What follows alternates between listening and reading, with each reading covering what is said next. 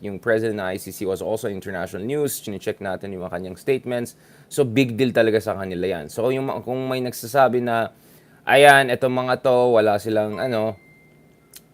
silang audacity to take on big guys. Remember, yung isa accusation laban sa ISIS is that, oh, they just go after, leaders of African countries, weak countries, peripheral countries. Oh, well, now they have gone against no less than supposed superpower. No? Supposed because, well, Russia's economy is not really, barely among top 10 in the world, no? And it's military, well, nakita natin how it's performing against Ukraine. So I'm not sure about the superpower argument, although, of course, they have the biggest stockpile of nuclear weapons next to the United States. So that kind of makes them a superpower, but more or less in many other ways, medyo malabo. Now, let's check the details of this report, mga kameta, para ma-appreciate natin yung nangyari or yung relevance na nangyari, mga kameta. Let me just go to this. Ayan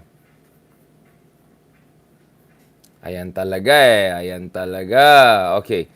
So, the International Criminal Court issued an arrest warrant kahapon against Russian President Vladimir Putin. Ang accusation po laban sa kanya is war crimes. Ito yung sinabi natin kanina, di ba? So, generally what we're talking about here, mass atrocities, so war crimes, ethnic cleansing, first genocide, yung pinakagrabe, isa sa mga pinakagrabe, katulad ng nangyari sa Rwanda, katulad ng nangyari sa South Sudan, and of course, katulad ng nangyari ng World War II against the religious minority na inatake ng Nazi Germany, no? Not to mention also against Polish and Slavic people during the Second World War, no? So its first warrant for Ukraine, no, related sa Ukraine, the ICC called for Putin's arrest on suspicion of unlawful deportation of children and unlawful transfer of people from the territory of Ukraine to the Russian Federation. Ayon sa Kremlin naman, the arrest warrant against Putin was outrageous but meaningless with respect to Russia. Let's discuss a little bit more. Ayon kay Dmitry Peskov, ang Kremlin spokesperson, ito yung parang hierarchy nila, Russia found the very questions raised by the ICC's, quote, outrageous and unacceptable, but noted that Russia, like many other countries, did not recognize the jurisdiction of the ICC anyway. So very similar argument, Ruiz, used by sa mga katatay, di ba? Now, and accordingly, any decision of this kind are null and void for the Russian Federation from the point of view of the law, no? As if Putin now feared traveling to other countries that recognize the ICC and might therefore arrest him, sabi ni Peskov, I have nothing to add on this subject. That's all we want to say. Yan ang interesting, guys. Kasi this is gonna be the difficulty, mga kameda. This is gonna be a difficulty. Okay, so now let's look at first geopolitical and then the legal aspect of this, no? Now, before going that, let me also show why this is relevant to the Philippines, because if you look at the case of the Philippines, the arguments are quite familiar, if not very similar.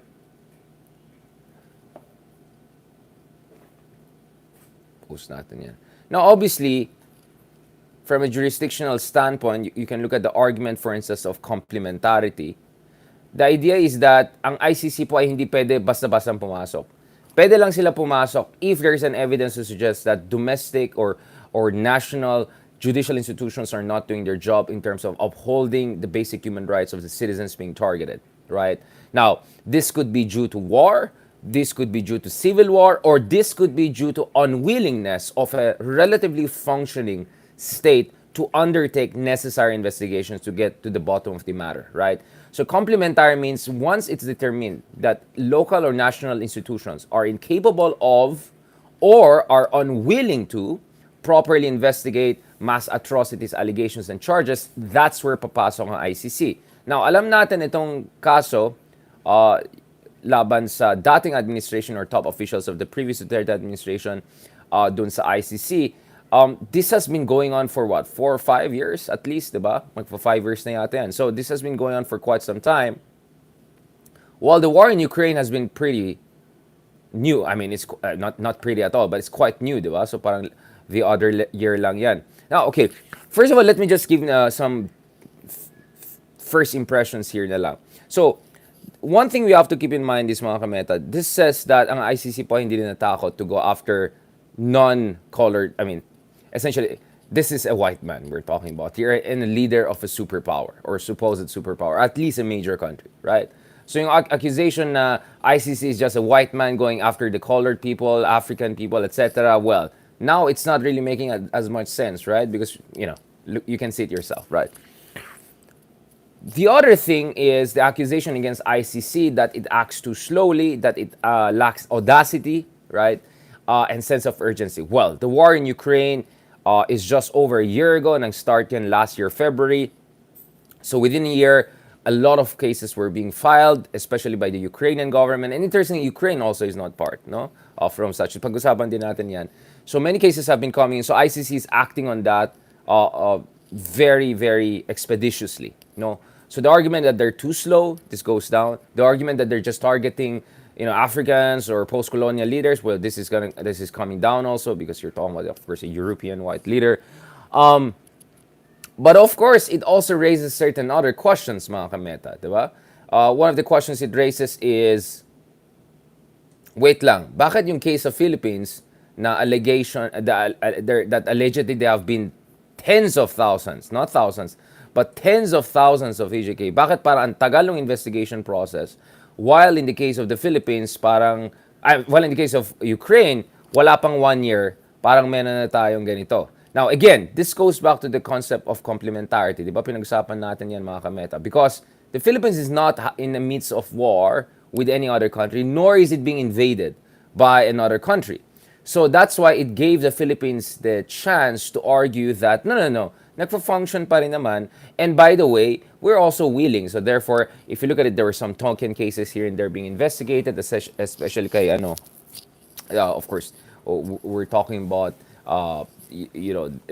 at least one conviction during the Duterte administration. Once, naalala niyo naman, di ba? Si Kian, di ba? When Kian was killed. So the Philippine argument is that we have functioning state institutions and we're willing to. But that cannot apply to Ukraine, right? Or in the case of Russia, because one is an invading country and another is being invaded. So clearly, there's no argument to be made in terms of let the local courts to go after alleged criminals. So what, like Ukrainian courts going after Putin? That's not going to work, right? So it's a different case. And of course, we're talking about war crimes here, which is quite different from the allegations against the Duterte administration. That I think it's crimes against humanity ba yan? Right. So yun pa yung pinag-usapan natin dito. So it's mass atrocity, similar to allegations against the former administration here, but it's a different case. You're also talking about war crimes here. You're talking about ongoing conflict. You're talking about Ukraine besieged and under invasion.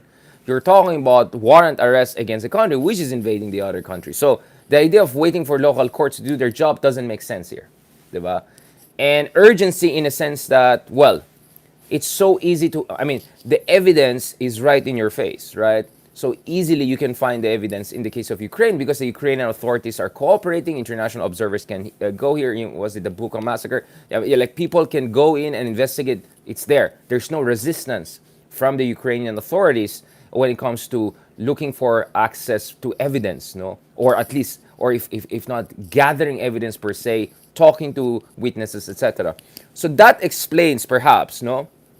Or that could be the argument vis-a-vis why bakit mabilis inaksyonan ng ICC yan. Because I know the argument could be, wait lang, isn't that also kind of a double standard? So if like 10, 20, 30,000, let's say people in post-colonial world were killed or lost their lives under suspicious circumstances, that investigation can wait for 4 or 5 years. But this one, because 2 European countries are involved, or at least one, depending how you count what's Europe, diba? One Eurasian, one Eastern European, whatever, then ang bilis ng inaksyonan ng ICC. Now, as I said, you have to look at the circumstances here because we're talking about war crimes. We're talking about an ongoing conflict. You're talking about warrant arrest for the leader of an invading country. And clearly, you're also talking about a case whereby the ICC or international investigators will not have much of a problem accessing the evidence because the Ukrainian authorities are providing whatever evidence is available, and they're more than open to cooperate and to get international help to make sure na may hustisya na mangyari dito. So that most likely explains why, mga kameta, medyo mabilis inaksyonan nito ng ICC kumpara sa kaso ng Pilipinas. Because of course, for me, again, at the very beginning, parang ang bilis naman ito, pero bakit sa Pilipinas, ilang years na wala pa. But if you actually analyze the case, mga kameta, if you go deep into the case and you understand the circumstances, then ma-appreciate mo why this supposed discrepancy. So it's not necessarily double standard case. In fact, it's not. It's more a case of you have more access to the evidence and you have totally a war situation here, right? While the other case in the Philippines is, kasi dinidribble ng government natin for quite some time because their argument is that, bakit pa kayo pumasok? Wala namang giyera, hindi namang war crimes na pinag-usapan. You're talking about allegations of crime against our own people, so wait for us, we are gonna do our investigation. So ang debate ngayon, the back and forth ngayon mga kameta, is whether the ICC can still exercise jurisdiction or should exercise jurisdiction, or whether the Philippines is already doing its job, diba? So ito yung latest argument na lumabas from ICC. So talagang, I'm sorry, latest na argument na lumabas sa Pilipinas. Pag-usapan din natin yan. So let me also quote yung ating officials because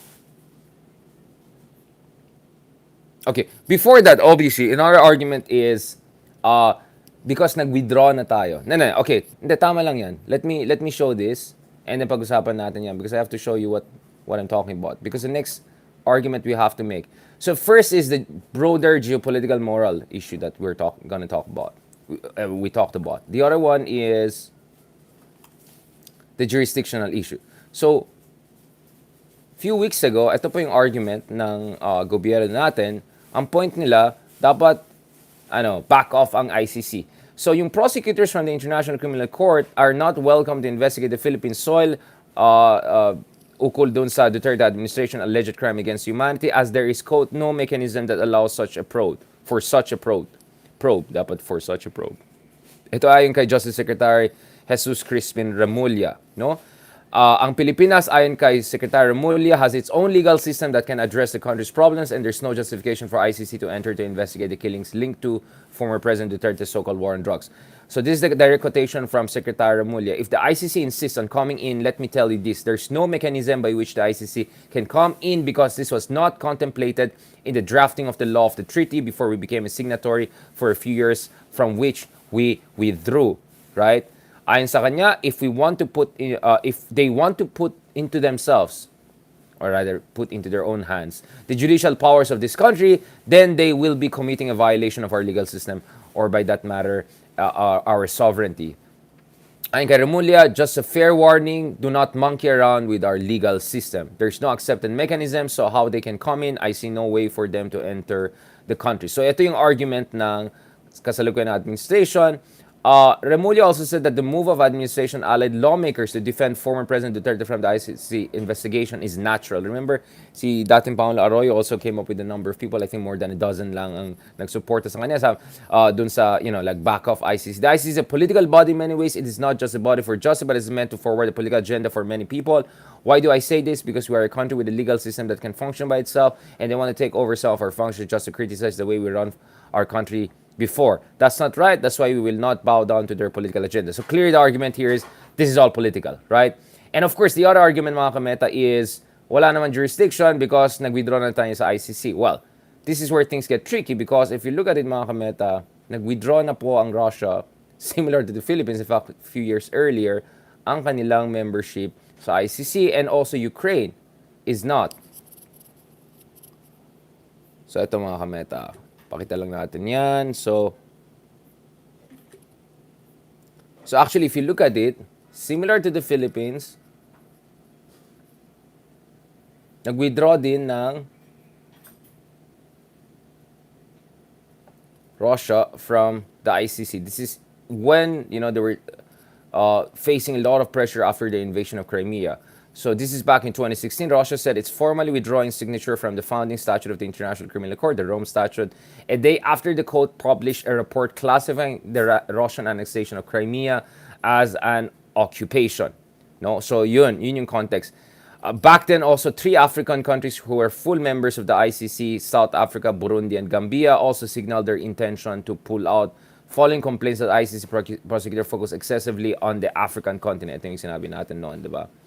So, again, the argument that, well, walang jurisdiction ng ICC or ICC hindi sila papasok dahil nag-withdraw naman tayo, well, Russia has been out of the picture for quite some time, and yet they went with this warrant of arrest. So the precedence here is very, very important, mga kameta. The other thing also to keep in mind here is also Ukraine. Well, Ukraine also, mga kameta, is not. So You can pull. This is what we pulled from the ICC, International Criminal Court's website. So andyan yan. So Ukraine is not a state party to the Rome Statute, but it has twice exercised its prerogative to accept the court's jurisdiction over alleged crimes under the Rome Statutes occurring in its territory pursuant to Article 12, Section 3 of the statute, right? So the first declaration was, filed or lodged back in November 21, 2013 to February 2020, 2014. So this is perhaps in relation to some of the major incidents that was happening there. The second declaration extended this time period on an open-ended basis to encompass ongoing alleged crimes committed throughout the territory of Ukraine from 20 February 2014 onwards. So clearly the Russian element comes in, no? So on February 28, 2022, the ICC prosecutor announced he would seek authorization to open an investigation into the situation in Ukraine on the basis of the office's earlier conclusions arising from its preliminary examination similar to the Philippines and encompassing any new alleged crimes falling within the jurisdiction of the court. So ito po yung konteksto ng war in Ukraine and invasion of Ukraine. So again, i-wrap up din natin yan, don't worry.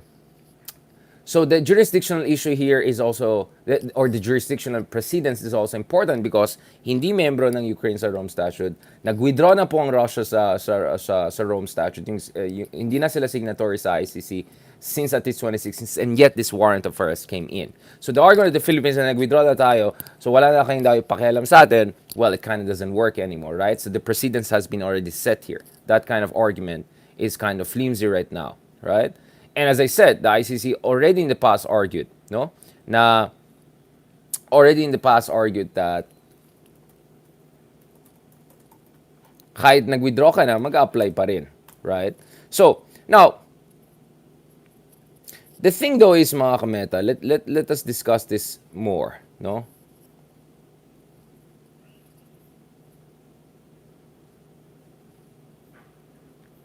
Now, may mga nagsasabi dyan na suntok naman sa buwan yan, hindi mo na ma-arrest si Putin. Of course, given na I think there's no illusion that Putin will be arrested per se. Who's gonna arrest him, right? Diba? So, I mean, he's the head of a nuclear power country. Sure, that's very important to keep in mind. I think no one is under any illusion. But people who stop their analysis at that point, they don't know what they're talking about. As I said, first of all, there is a jurisdictional precedence being set here, so that has relevance for the case of the Philippines, right? The idea that kahit hindi ka na member ng ICC, pwede pa rin pumasok ng ICC. No, kahit hindi ba member ng ICC yung kabila, yung victim country, pwede pa rin pumasok ng ICC, di ba? And that yung ICC hindi lang nagta-target ng African countries. Clearly, we're seeing a European country here being targeted, right? Or a Eurasian country, or whatever you want to put it. Obviously, white guy ito.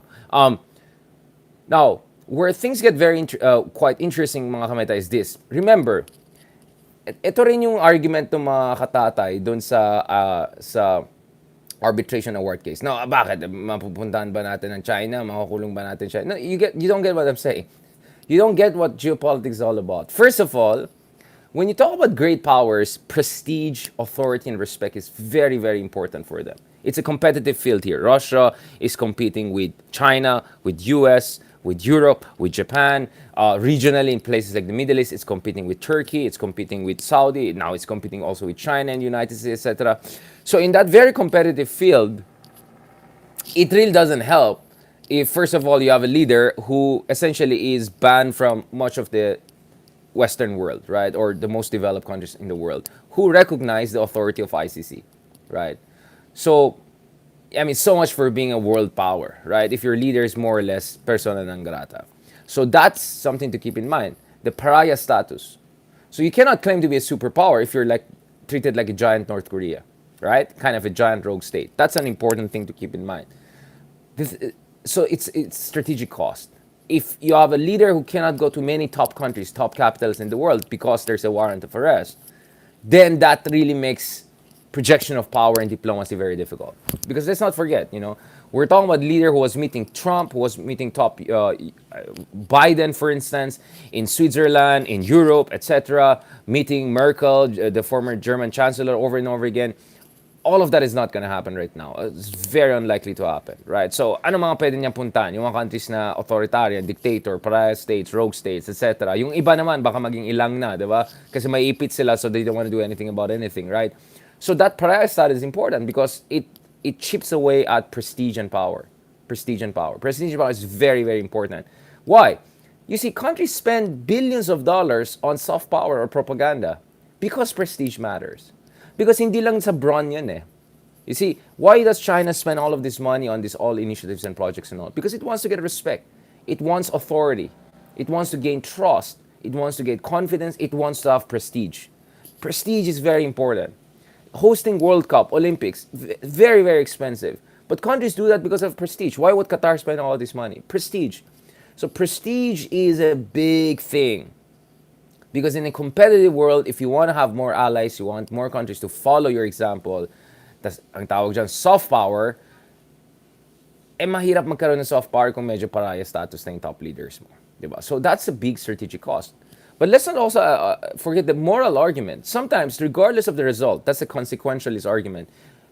The intentionalist argument is that you have to do the right thing regardless of result. But what I'm saying is that even the result is significant here because you're talking about the potential pariah status. Now, the other thing to keep in mind, mga kameta, is that the Russian economy is not doing well, right? It's definitely not collapsing. I mean, the idea that the West could make Russia collapse, that's ridiculous. It's not going to happen. Russia is a great country. It's a powerful country in every sense of the word. It has nuclear weapons. So you cannot underestimate Russia. But Russia's growth potential, Russia's access to top technology, Russia's per capita income growth, all of those things are not really in a good place.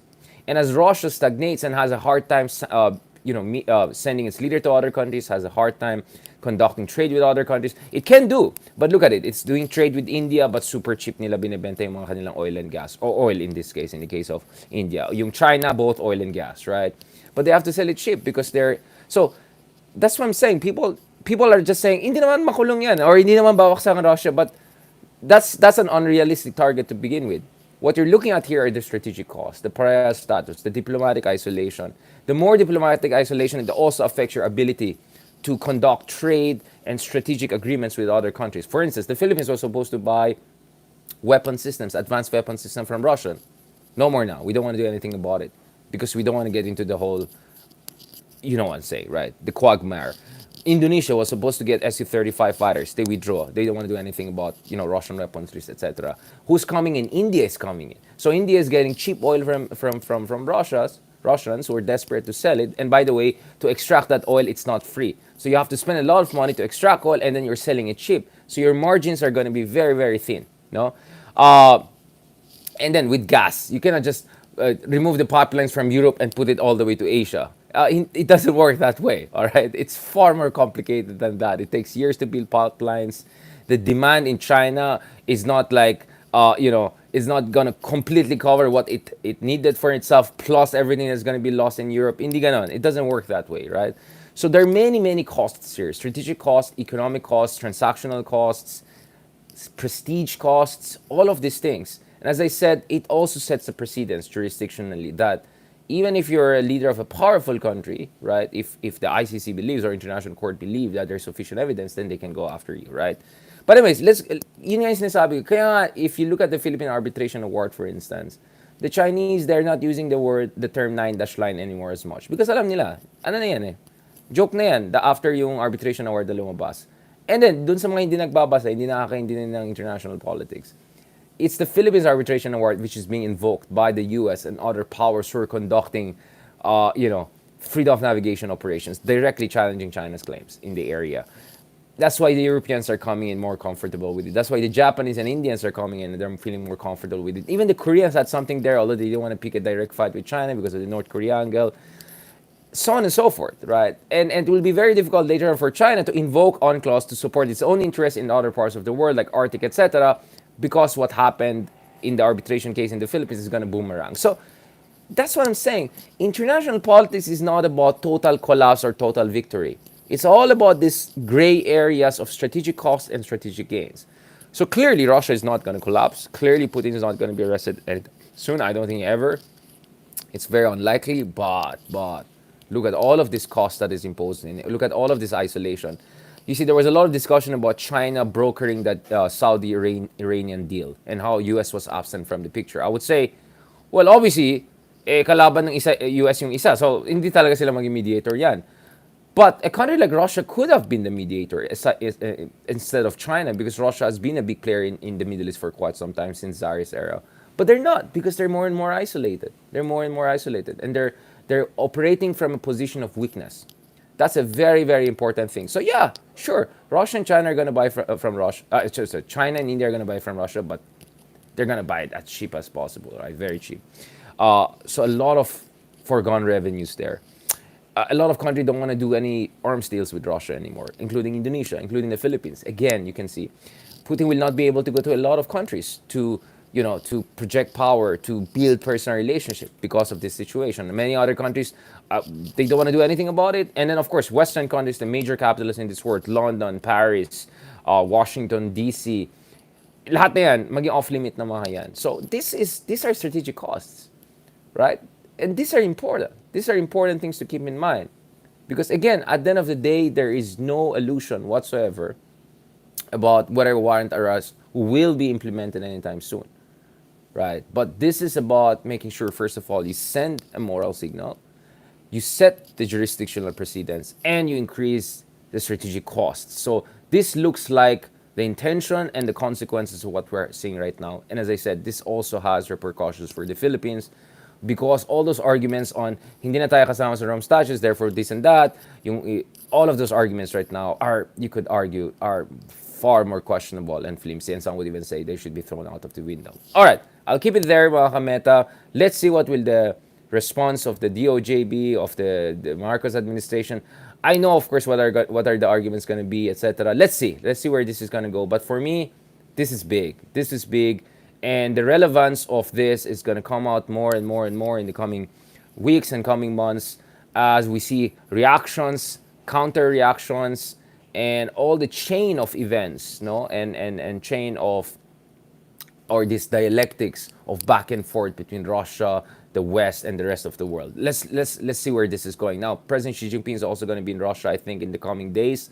Let's also see how that's going to go. So clearly now, with Putin not being able to visit many top capitals, he's going to meet Xi Jinping as a junior partner. So again, of course, China will visit them. Russia, India will visit them, sure.